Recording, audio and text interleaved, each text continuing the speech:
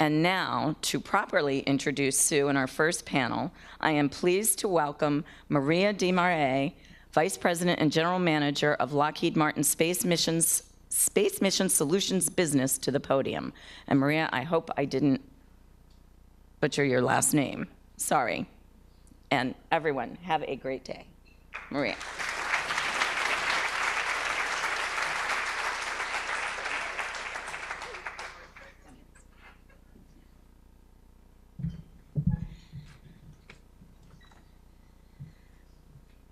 What if we could? This is one of Sue Gordon's favorite questions. I know this because she said so recently during a Women's History Month interview. In fact, here's exactly what she said. I love that we deal with possibility. What if we could is one of my favorite questions. I love that the intelligence community believes that it can do anything and then figures out what solutions it must find to make it so. I love this perch atop the intelligence community because from my vantage point, there are no boundaries standing in the way of delivering on our imagination, only partnership and work. Good morning, everyone. I'm Maria DeMarais, and I'm happy to introduce the moderator for our first panel, Sue Gordon, the Honorable Sue Gordon, the most senior woman in today's intelligence community and one of our nation's most brilliant national security innovators. What if we could? In the business that I run day to day at Lockheed Martin Solutions, we take this question to heart every day in everything we do. Like everyone in this room, I'm sure we love that the IC is led today by amazing leaders like Sue Gordon. We love that these leaders are pushing us to believe that we can do anything, to deliver on our imagination, and to push beyond current boundaries.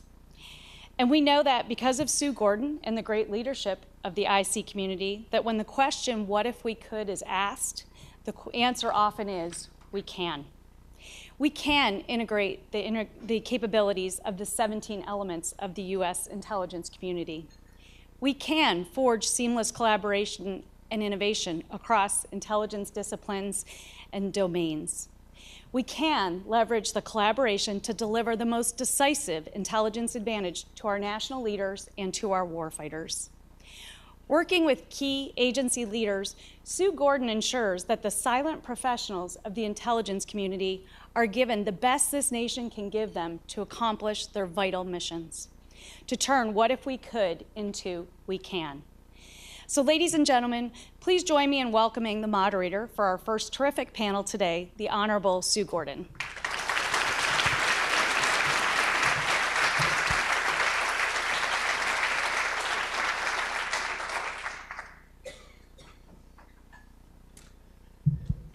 Well, thank you so much. Let's have my panelists come up here and join. Tiffanny Gates, the CEO of Novetta.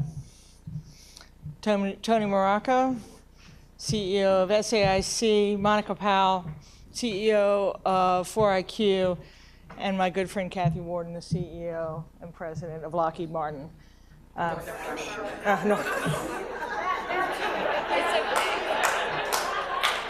I still love you.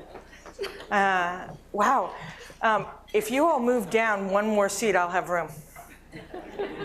Although, Kathy, I'm not sure that I'd do anything for me at this juncture. I'll do it. Let me tell you, yeah, this is going to be great. I can think of how we're going to use this for years.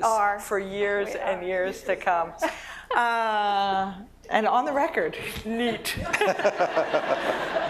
That's terrific. Marie, thank you so much for those incredibly generous comments. And the truth is, those are comments that have been taught to me by the women and men with whom I've worked over the years. I just have the opportunity to put them all together in a neat bundle. I won't say much, but I will say that I think we have a moment here in our nation for national security, which is a really big tent, and for the intelligence community, to be able to find a way forward in a world that seems like one that we can't figure out. And I know we must, but what's awesome about moments like this, moments that require creation, is they demand inclusion and they impel diversity. And they tend to be moments where you aren't constrained by how you would prefer to act or how you have acted, but you find yourself in a condition where you act as you must. And so we have a great opportunity here to take advantage of the moment and this audience and this amazing panel who sit atop organizations that can teach us a lot about how we are going to get from this moment to the future that we must have. So with that, let's get on our way. Teammates, I think I'll start with you all introducing yourselves with this question. Why did you want to be on this panel? And tell us a little bit about your story that lets the team know why diversity and inclusion are part of who you are. And Kathy, I will be pandering to you for the rest of the day. So how about we start with you? I would love to answer the question because diversity and inclusion has been an important part of our company's journey. At Northrop Grumman, we have really focused, particularly in the last decade, about making sure that the diversity in our company represents the communities where we work and live. And it has been a journey that has taken the full participation of our team to get to where we are today. But we know we still have a ways to go. And what I also remember on a daily basis is that many of the people who are in our company have experienced sitting in a room where they're the only person that looks like them. And diversity is such an important topic for us because if you've never done that, if you've never sat in a room where there's no one else that looks like you, you can't possibly know the impacts that that has on one's confidence, on one's ability to speak up, and contribute to the conversation, contribute to the innovation and the answering of what if we could. But when you get the power of that diversity harnessed, and people are contributing ideas, that's when we get innovation. That's when we get performance. So our company is focused on this first and foremost because it's the right thing to do, but we've also done it because it will contribute to our success as an organization and as a team. And I've lived this firsthand. I've spent my entire career in male-dominated industries, high tech, then financial services, and then aerospace and defense. And so I've had many of those personal experiences where I had to have the courage to speak up despite there was no one in the room that looked like me, and had the experience of my voice going unheard because there wasn't someone there to second it and help raise it again. So I've gotten to a place in my career where I want to give back, and I want to contribute to changing the dialogue and making the work environment better. Awesome. Monica. All right, why am I here? Because I'm different. Grew up a girl, was born a girl in India. Grew up in Singapore, dark skin. Went to Rice University in Houston, Texas. Loved it, but one of only 1 or 2 women in my engineering program. Spent the early career at Apple, which is still struggling with inclusion. But every step of the way, just kind of kept going. And I'm here because it was hard, and it took everything that I had to stand and be and not be pushed aside. And I have 2 daughters. And when I look out at all of you, I'm standing here to show that you can. And I'm hoping that we can make it together, working with, the men in my life. My husband's my best friend. But together we can make it a better life for all of us. Make it a little easier. It doesn't have to be that hard. And so that's why I'm here. Wonderful. Tony? Good morning. I'm here, one, because it's important, and 2, really at this level and collectively, there's a lot of change going on, and our main role ultimately is to help manage that change. And we can't manage the change effectively if there's singular voices or singular perspectives. So this concept around inclusion, which then brings in this concept of inclusion and diversity, 2 important elements. Inclusion, bringing in people, collaborating to get that trade-off of ideas, that debate, if you will, to get that better outcome. And the diversity of those experiences from everybody's careers, from their cultures, their careers and their childhoods, whatever it may be, all kind of come together to blend on that. And then we can take that collective insight and then drive change. And whether it's within the intelligence community, national security interests, an organizational development, it's really important to have effective outcome. And we found that collectively that effective outcome is improved through better decision making if you have that common perspective. I mean, think about the teams that generally evolve, right? We rarely do things alone these days. You're collaborating in so many different ways, whether it's in person or online. But that's that team dynamic and collaboration that really do get that cross-discipline insight. And so think about just your daily life, that there is already that, hopefully, some level of inclusion just based on the teams that you participate in. I think we have an obligation and responsibility to be more proactive in bringing more people into that conversation. You know, as was mentioned, sometimes you are the only person in the room with that perspective. But we also have to generate, again, change in culture to allow those voices to be heard, right? To promote a culture that can actually promote that engagement, and then we can draw out that benefit and then deliver that through change management activity. So it's important to really drive the change that we all desire in whatever capacity, at the national level, at your company level, or within your organizations and your teams themselves. So Tiffanny Gates, I think we should start by saying that the INSIS interns are tenacious. That's mostly why you've got us all here, because just the 4 calendars alone, plus Sue's, I don't know how they get this to work every time, but certainly they are tenacious. Secondly, it certainly is an important topic. I think you're hearing from all of us, and I'm fourth, so many of the reasons why I'm here have already kind of been discussed. But I think it's important that when you are in a leadership position, part of your responsibility is to mentor and provide an environment for those who follow you to learn from your mistakes is what you learn from the most, and the perspective that we can provide, right? My perspective is not better than Tony's. You're looking at a panel who were raised all differently, came up through this intelligence business differently. I think we commonly all support the mission.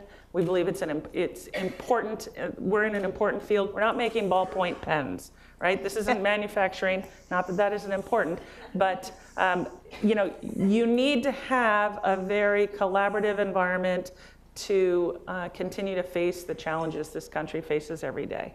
And one of my focuses at Novetta is on inspiring and creating teams that are diverse for that reason. And I would argue that everyone is a little bit more diverse and inclusive than they think.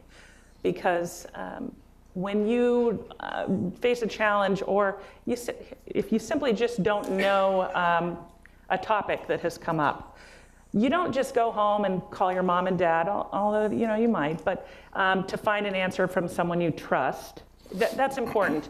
But what's the first thing we all do when we don't know something or we hear something we don't know about? We pick up our phones and we Google it, right? We Google it, we look online. Well, basically when you're doing that, you're relying on a very diverse culture anyway to get your information. Why would we be so quick to do so when you can just look up, look around, and talk to those around you who come from diverse backgrounds and might have a different or new perspective on the topic at hand. So I feel like as a country, as a group of people who are here today, clearly you care about this issue, but I also want to make sure that we're not doing this because we don't think that there's this is an insurmountable problem. We're here because we know this is solvable. We know that we can all make a difference. And, hopefully hearing some of our stories are going to inspire you to go forward and do the same. So that's all we can hope for. I could turn out to be the worst moderator ever because I'm just enthralled. I should be thinking about the next question. And I am completely enthralled by each of your answers. Each one are so different, but as a collective, they kind of cover the landscape that we're going to discuss not only this morning, but through the course of the day. I like each one. So we're going to do some learning from these leaders over the next half hour or so. But first, and Tiffanny, I'm going to start with you so you have a little bit more room to be. I get fresh material this time. That's the way I roll. So talk about the people you've learned from. Talk about the women and men who have been mentors in your life, and kind of highlight a couple of the lessons that you really took away that have changed or offered you perspective as you carried through. So I put them in two groups. There's the my family heroes are my mother and my grandmother, believe it or not. And my grandfather was in the Navy. He lost both of his legs on an aircraft carrier accident. And so my grandmother was then raising 4 children and helping her husband through her in the middle of North Africa during a time when women weren't allowed to do a lot of things that she was now thrust upon to do. In Africa, as a white woman at the time, this was a difficult challenge for her. And so she would tell us these stories when we were growing up. I think to make my grandfather less scary because when you're 5, he was pretty intimidating. But she just it comes from a space, and I say this all the time.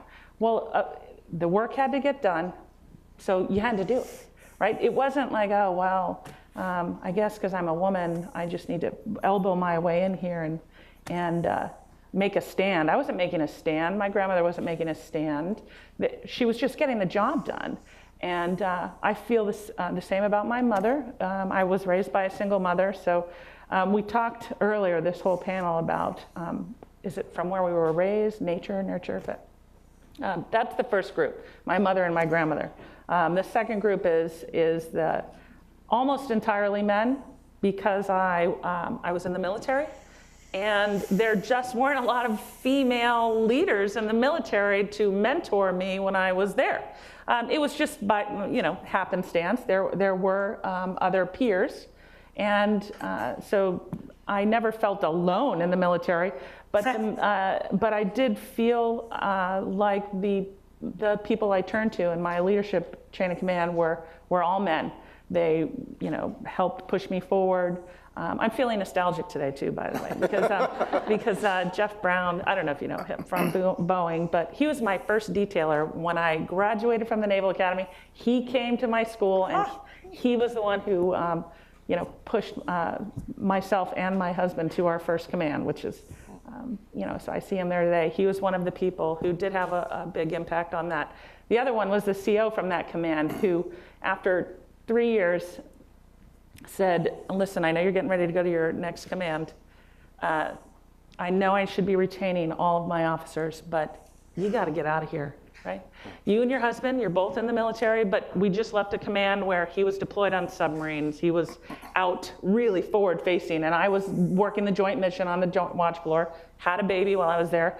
But he said, you and your husband both have different skills, and you cannot be here just following your husband around because he's going to get promoted ahead of you for just being more operational than you've had the opportunity to be.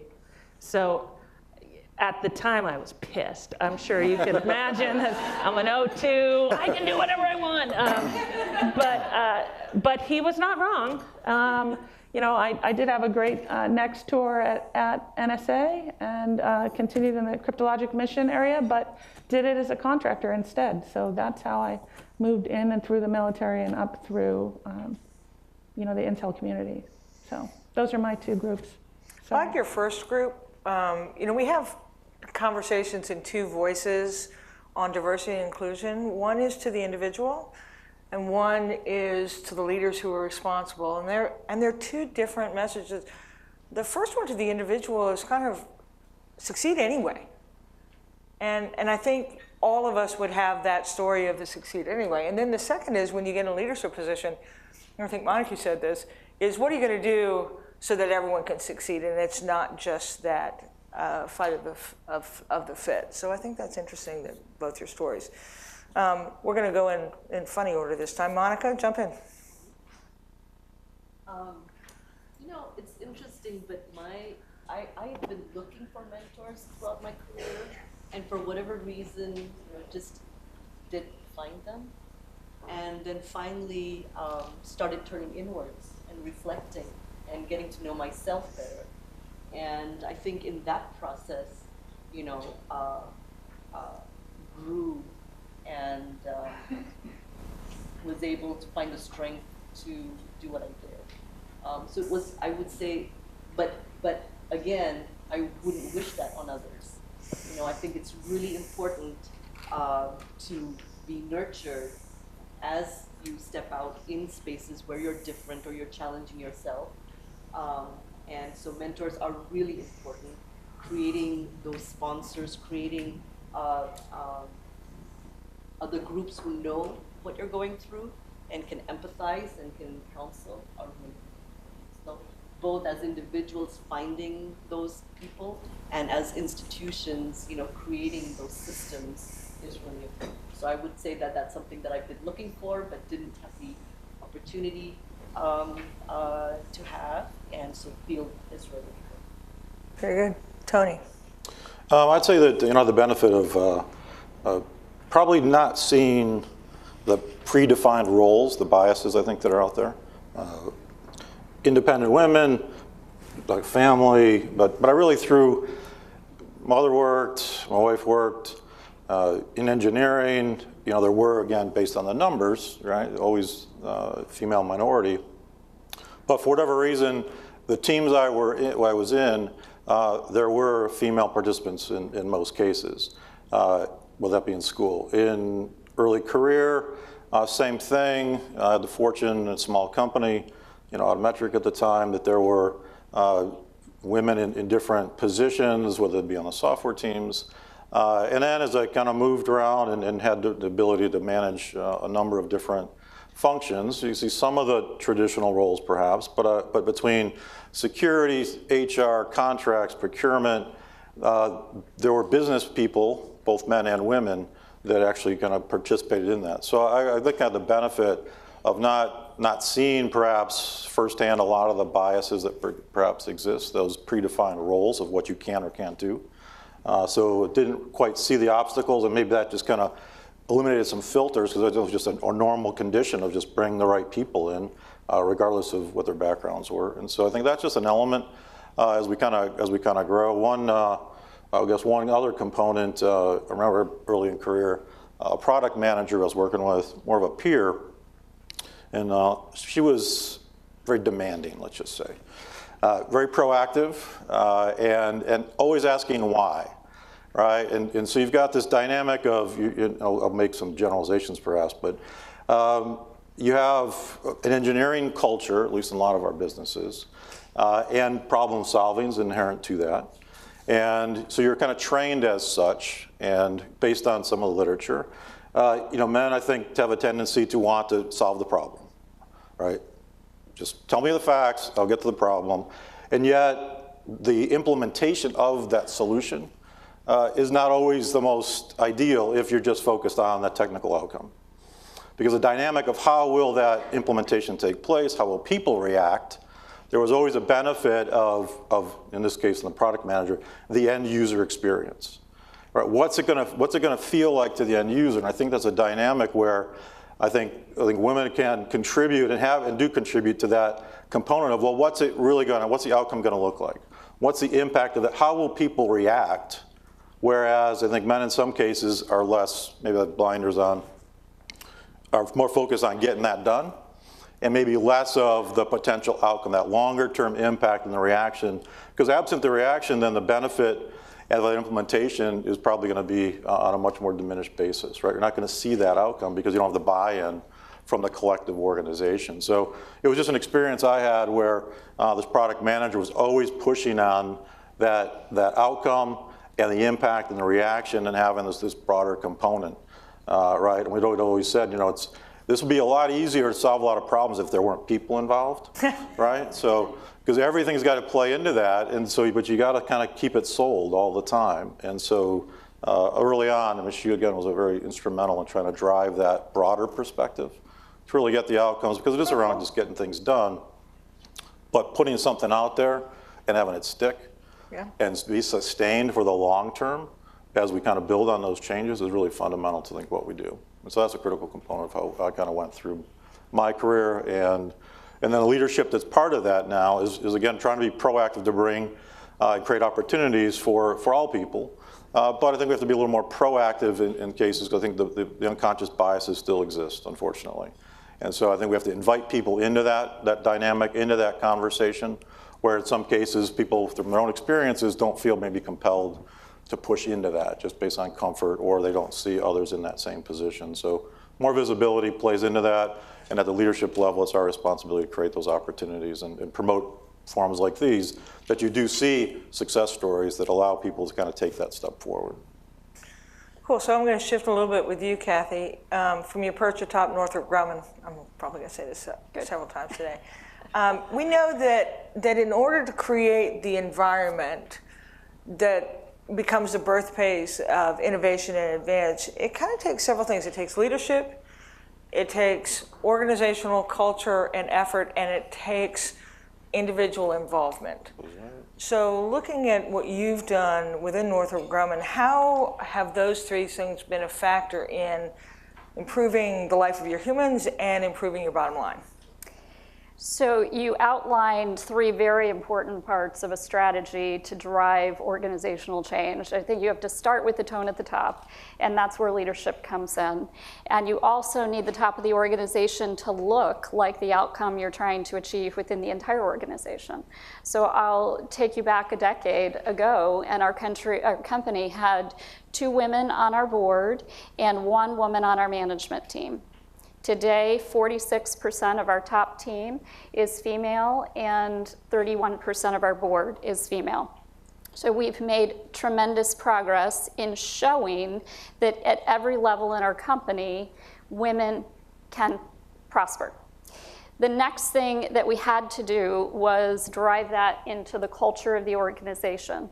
And we found that in order to do that, you have to set goals. You've got to be clear about what you're trying to achieve. And so we have diversity goals in place. We have for a decade now. And that helps us to hold our team accountable to getting the outcomes in diversity that we want to achieve. But then you need a whole ecosystem that enables that to happen. So we put in place employee resource groups, more than 13 of them, that are able to, in every affinity area, provide the resource to support our employees along their journey to succeed in our company. We have affinity forums and women in leadership programs, which really provide the tools, the support, the mentoring that goes along in one's career journey to get those successful development outcomes. And we're contributing more broadly into the ecosystem as a whole. Because you can change the environment in your company, but the reality is your employees on a daily basis are interfacing with other companies' employees, with your customers, and if they haven't come as far on their journey, they're going to encounter things that are less than inclusive behavior. So we have to start working the ecosystem as a whole and realize it's not just about our individual companies getting to better performance, but those around us as well. And so those are the major steps that we looked at inside of Northrop Grumman to drive the change that we've made. And we're still early in this journey. So despite the outcomes that I shared with you, we know there's still a tremendous amount of work to do. So you don't say, well, done with that plan, let's move on to the next initiative. This is something, diversity and inclusion is something that has to be sustaining within a company. Can you feel a difference yet? Oh, absolutely. I feel a tremendous difference in the time I started with the company, which was a decade ago, to where we are today. But I know when I go into the organization and talk to employees, there are still environments where they do not feel it's inclusive. They do not feel like they're in a place where they can succeed. And so we still have more work to do. So Monica, pick up on that. I think this is a stage full of entrepreneurs, but you're more classically start companies, build. Tell me how it plays out every time you begin anew with a company, and what do you do to inspire on those 3 levels? So yes, I am being very different here today because I do come from Silicon Valley, not from DC, and from the startup space. I think startups, you tend to have founding groups, and oftentimes those groups are friends, or they know each other. They come from similar backgrounds, and so unless right from the beginning you start bringing in different people and different views, startups tend to be pretty concentrated and look a lot similar. I think over the years, what I'm now seeing that by definition, startups need to almost start global. And so that tendency is starting to reduce. For example, we're headquartered in Los Altos. We have offices here in DC, but we have teams in India and in Spain. And what I'm finding is, when you talk about diversity, it is also very early on in the life of a startup, trying to make sure that, the different teams in different countries get together. But on a positive note here, I have to say that there are more women in my teams in India, in Spain, and we have some catching up to do here in the US. But I think that for me, being in these companies, I am able to bring in and provide opportunities for more diversity and hopefully create environments that are inclusive. Big difference between diversity, bringing in people who are different, and inclusiveness, which is helping them feel like they belong, that they're part of the team.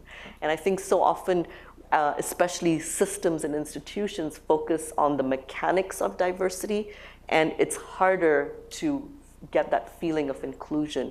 Feeling of inclusion is not something that's intellectual. You can have training programs, etc. They're intellectual. But knowing something intellectually on paper, checking the right boxes versus actually feeling it, living it, and doing it, and being it is different. And I think that's where a lot of work has to happen. So Tiffanny, pick that up and talk about Novetta from that perspective of what are the best things you've done, and what is the feel you're trying to... So we all have women, ours is called WIN, Women in Novetta. We all have programs to help professionalize and mentor women and diverse other diverse groups. We have a number of organizations to do things like that. And we all have, I feel like I have really good numbers when we always put those out for Washingtonian and best places to work, and I have 44% vets and I have 22% women, but I want more women than that, but I want better qualified people all the time, and it doesn't matter whether they are a man or a woman. I'm proud that half my leadership team is females, but I didn't pick them because they were women. I picked them because they were the best and most qualified people for those jobs. Because I think we lose sight of the fact that when we want a diverse leadership team, we want diversity of thought. We want diversity of experience. I'm not, well, I don't have an African American here, so what do I got in the bag? No, it's you need to present them with openings and opportunities to apply. And then you as leaders need to go out and encourage women of color, anyone who is gender diverse, who is completely closed off and shy and does not want or feel that they are empowered or have a voice. You need to encourage diverse groups of people to then apply for those jobs. This isn't, I think a lot of time we lose sight when we're trying to create a diverse group, and many people have, this doesn't happen all the time, but it is not uncommon to hear, well, were there any women who applied for that job? Well, no, that made it pretty hard to select one, didn't it? Right? So all that means is I didn't do a very good job communicating the opportunity and empowering the women beforehand. So, I will take the negative hit on not getting out there in advance to promote and turn to some of the women and say, I really think you'd be good in that position, which is where I feel like I need to be spending more of my time. It doesn't matter if I have the programs to empower women and people of different religions and color, and to get together and talk about problems. We can all admire the problems, or we could do something about it. And we need to involve those organizations in going out and getting others to be inspired, and then feel like they have the opportunity to be, part of your leadership team and the decision making and the culture going forward. So I always feel like we lose sight of that. Diversity doesn't mean we got to have that token female on the board, right? I know, I didn't mean to segue, but it's sort of a segue. I know. But I want women on my board, but I want a group of people that come from different backgrounds and can think about a problem differently, more than I feel like I've got to meet a number. And I think women want that too. Yeah. We don't want to be, oh well, they picked me because I'm a girl one. Yeah, right? That's not why we want to be there. Yeah, we don't want to be the girl candidate. I want to be like, oh God, well, Tiffanny, that's a good position. I'm glad they picked her. She deserves that. That's what you should all want to hear. Oh my gosh, she totally deserves that position that they just gave her. Of course they picked Sally. Of course they picked that person. That's where we need to get, as Tony was talking about, those just ambiguous obstacles that you see out there. That's our job. Yeah, I love everything you say, and one of the things I focus on is the selection process, because I think we need to open up our aperture of what excellence looks like. My personal story is I've got a kid who's probably the best athlete I know. I say she's 5'8" because I love her, but that child is 5'7". She's got a good 6 or 7 inch vertical leap, and one of the best basketball players I've ever seen. Great stats, great performance, great everything. Could not get recruited to play basketball because she didn't look like someone who could do it. And I think in our selection process, it's not only the candidate pool, it's not only getting out and selling the jobs, but it's also making sure the people that are choosing aren't overly impacted by what they presume excellence is going to look like. I once wanted to have a experiment where we chose the runner-up to every job. Because my experience that interview panels go like this: someone comes in and says, you say, how did John do? John was awesome. So surprising. I didn't expect him to do as well, but he was really, really good. So you're going to choose John? No, we're going to pick Sally because she has more experience doing this job. And that we're missing some opportunities because we're too fixated on what someone looks like. So I love your perspective. I think we ought to go. So Tony, there's different kind of diversity that we're trying to work with now. And I would say, don't only meet someone new at the break, meet someone old at the break. Their career. We're interesting too. So we're also trying to manage as a collective a pretty wide generational span of a bunch of people like me that have been around a long time, and a lot of folks coming in that are just new and vibrant. And we've got to figure out how to make that a whole too. So what are you doing to try and bridge that gap? So I think it's part of, at SAIC we have an Inclusion and Diversity Council.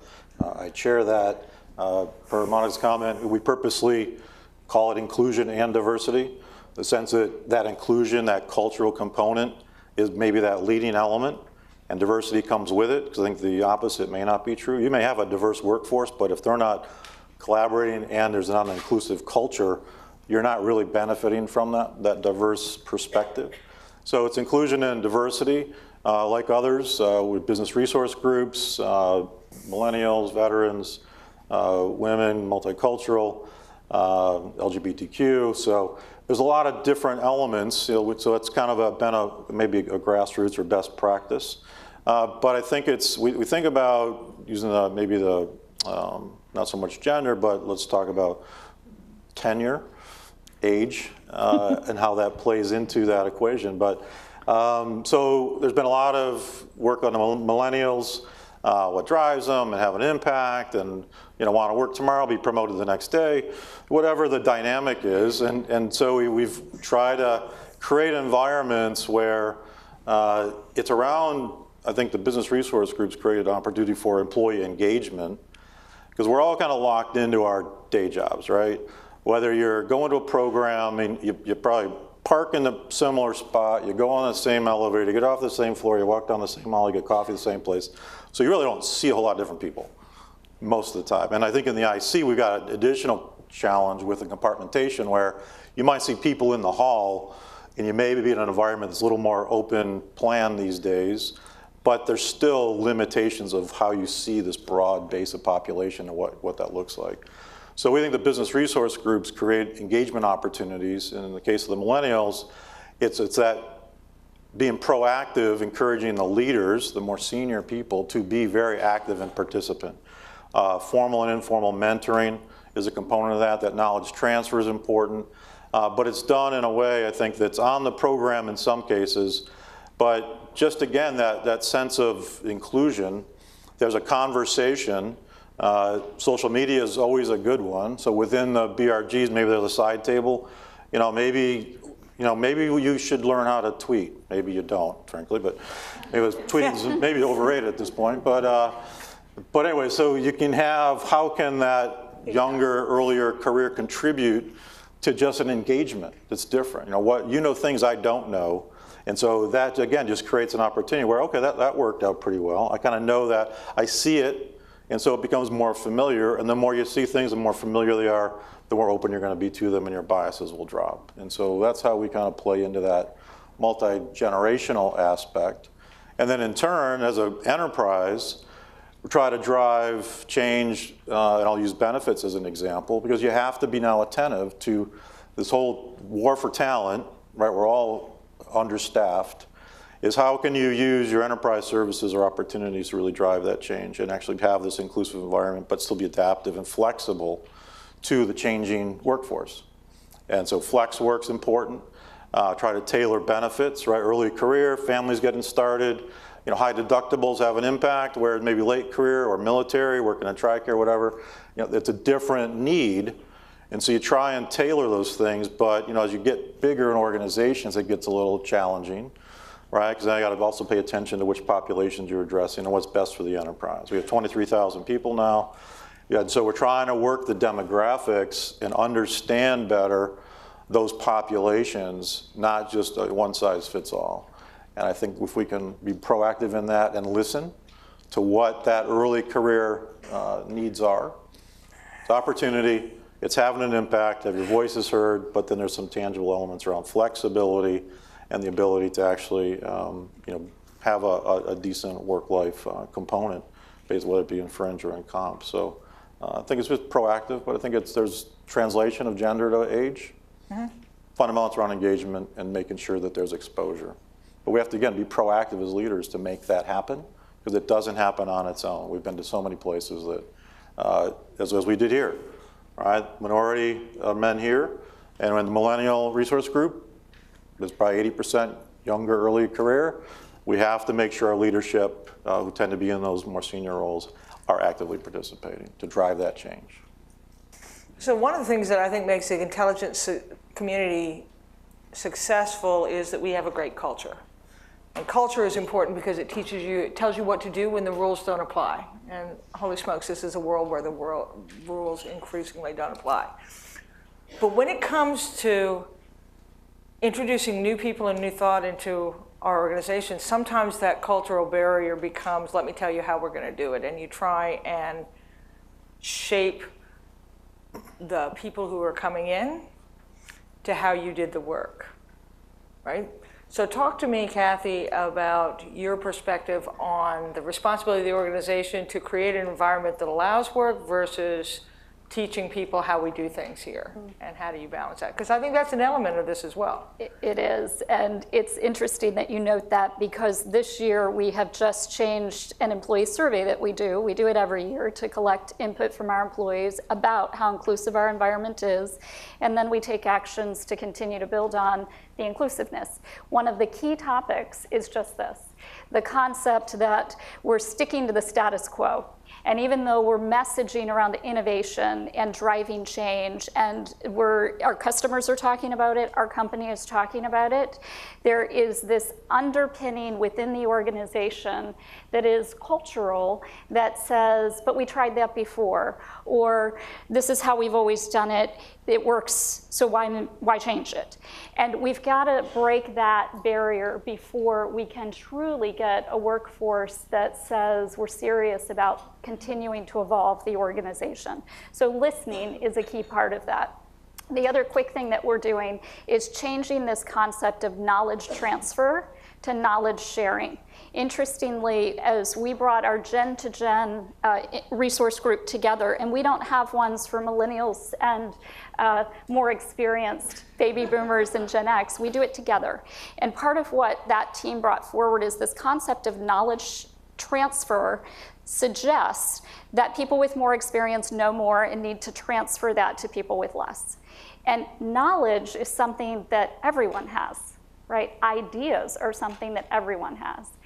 Experience is something that perhaps you gain over time. But those are different, and we need to share knowledge and have this concept that even people with less experience have great ideas to bring to the table and have an environment where they're welcome to do so. Fantastic. What do you say? Should we take some questions? Sure. All right. It's time. We could go on forever. You could just be voyeurs listening to us talk. Yes, ma'am. Sarah. I gotta bring it up. My copy isn't in yet, so I typed it. Okay, good morning. Thank you everyone on the panel. This is my first time at an INSA event and it's been great. So, Kathy, you had spoken at the beginning about something that I know that I've struggled with, that I'm sure everyone in this room has probably struggled with. Not having your opinion heard because no one was there to raise your opinion or second you. I know I've struggled with that, and I come out of a meeting and I'm thinking, was that a really stupid question? Or was that just awkward that it was crickets after I asked or said, suggested an idea? So what's something that you or anyone else on the panel did?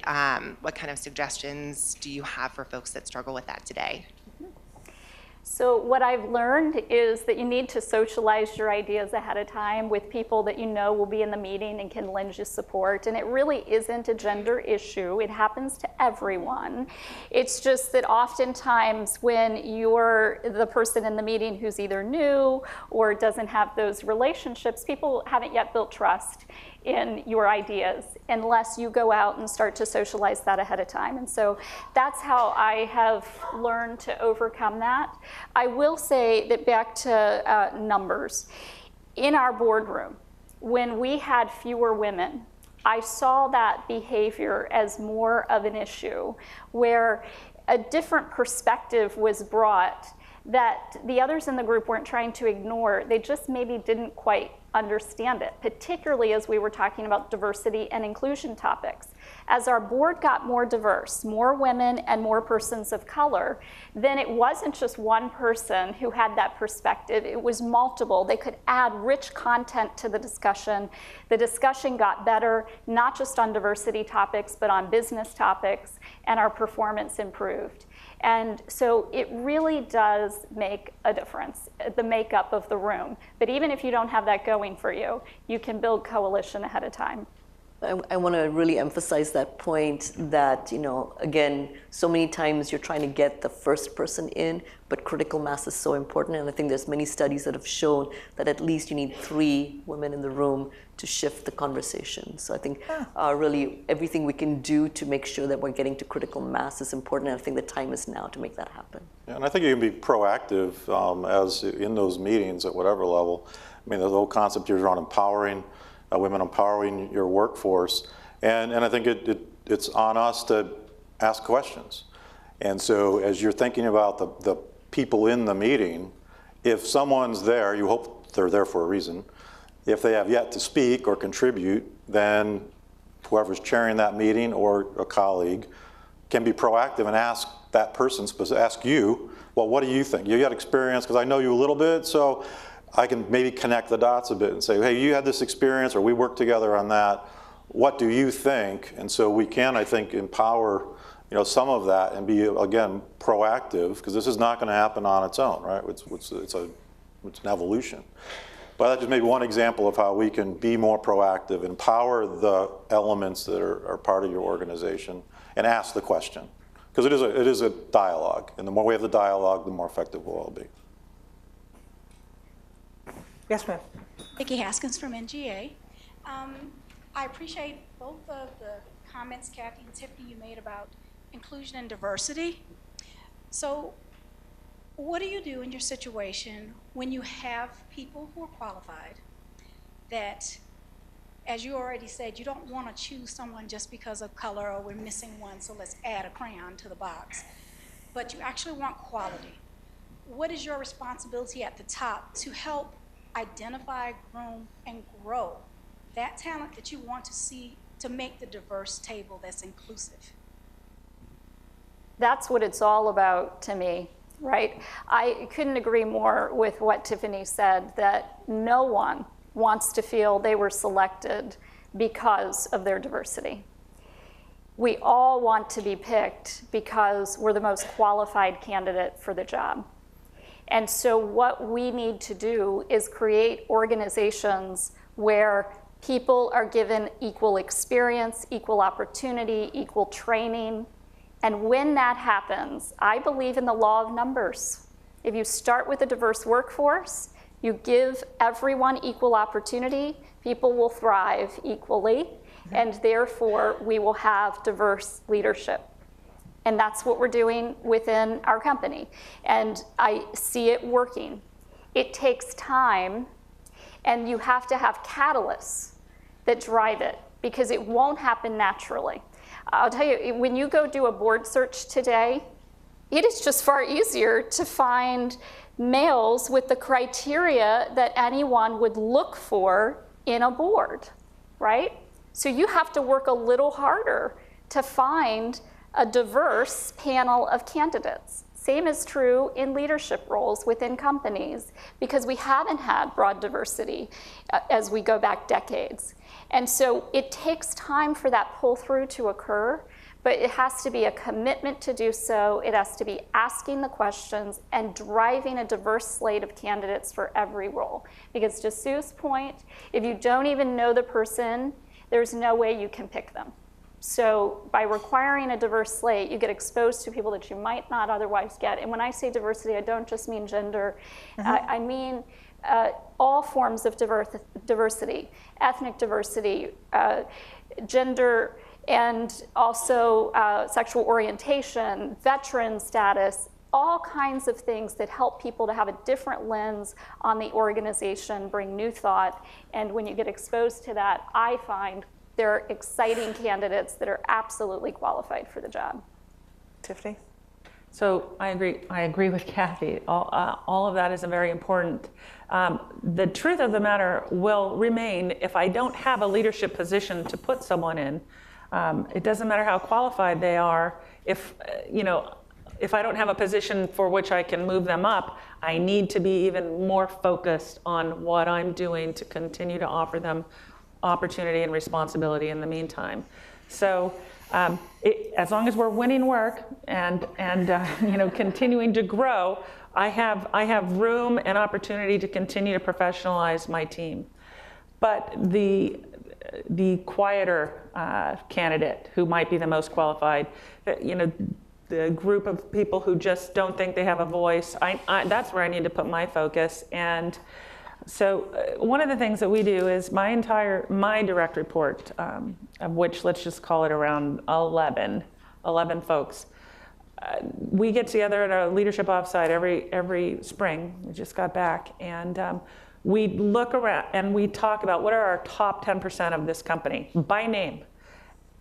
And then HR puts together a full portfolio of, we don't want to lose anybody, but these are the top 10% of the company for whom everyone on my team needs to know who they are by sight. What program do they work on? What are they doing? What are their long-term careers? I only have shy of 1,000 people. This is not possible for Kathy to remember, Tony to remember. It's top 10% of their company potentially. But and they need to be the people who we are then focused on getting out there and identifying the next 10% of their teams and moving down the list. And then there are any number of opportunities to provide them that aren't necessarily a project or team lead in a P&L. We need leaders who can be outspoken in the community. I need people who can help anything from social media to helping plan our charity and community events, to mentoring and being a good mentor, working with our mentor protege program. actively planning some of the organizations that we put together as events. There are other ways to be a leader in a company that don't come with the title. And frankly, if all someone was after was the title, they're probably not the right leader anyway. Yeah. So it's a matter of knowing who your high potential candidates are and then giving them a voice and giving them the opportunity. Right. Question?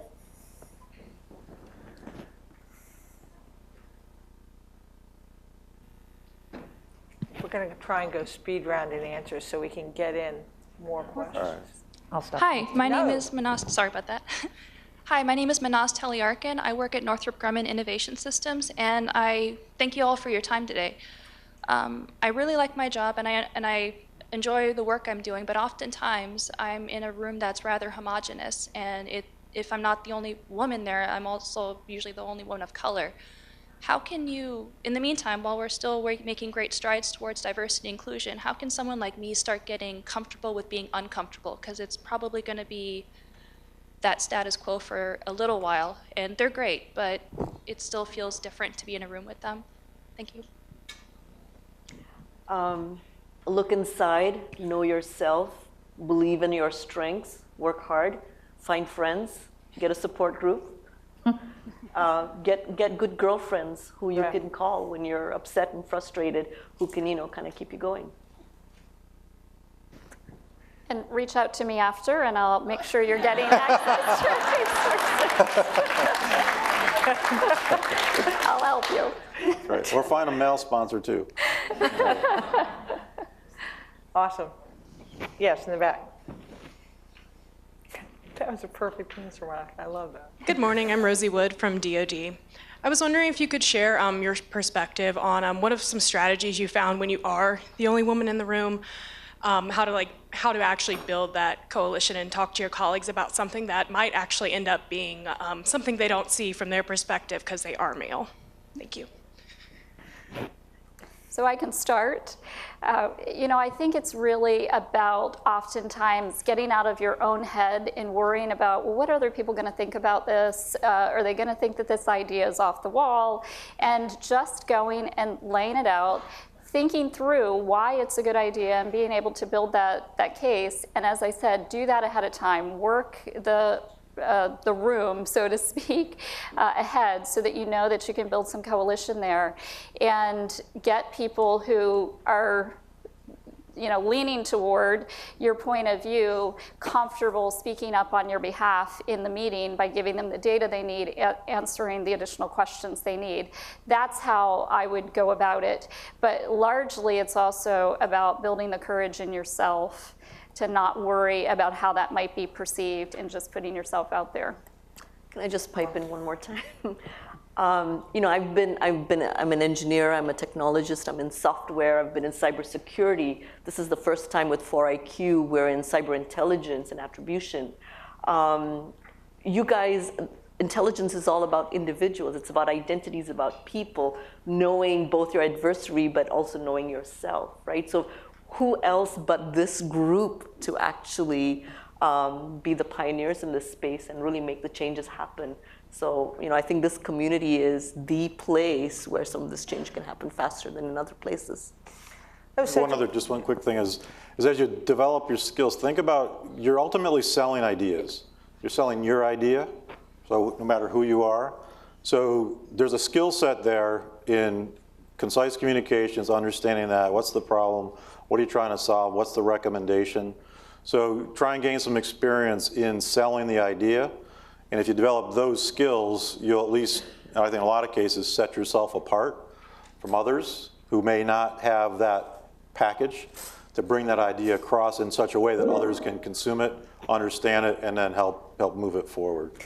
So one of the things I know is if the first panel screws up and we take more time than we're allotted, the back end won't get there. We could go on and on forever. I think the combination of the wisdom of this panel and actually those last couple questions are a really nice kind of framing for the rest of the day. In those two voices, what do you have to do as an individual? And what do we have to do as an organization in order to just unleash the potential and find our way forward? For everyone here, for my colleagues who I am honored to be present with, let's go make good use of this day. Thank you so very much. Thank you.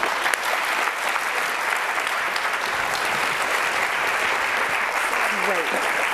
Fantastic. Thank you. Yeah.